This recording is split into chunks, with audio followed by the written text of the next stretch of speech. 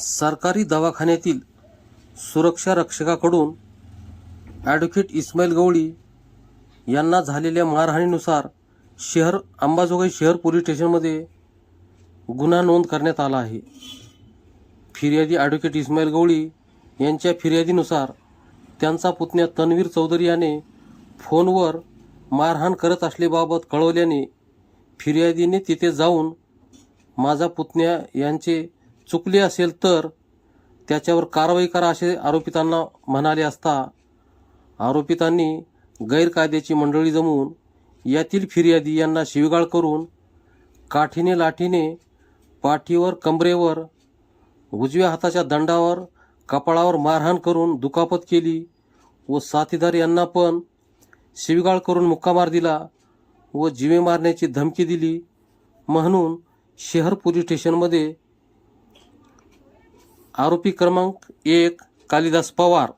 2 Raman Khandekar, 3 Shyam बागरकर, 4 SS Pawar,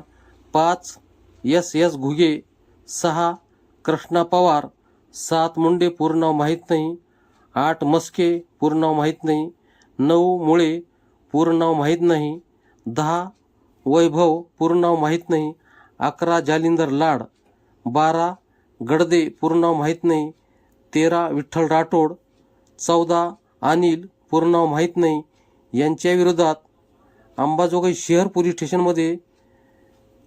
गुन्हा register number 112/2026 कलम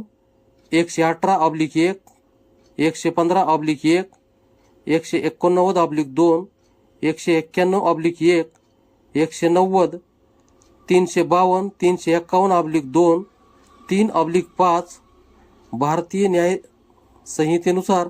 गुन्हा नोंद करण्यात आला आहे. याचा तपास सहाय्यक पोलीस निरीक्षक अंबाजोगाई शहर पोलीस स्टेशन हे करत आहेत.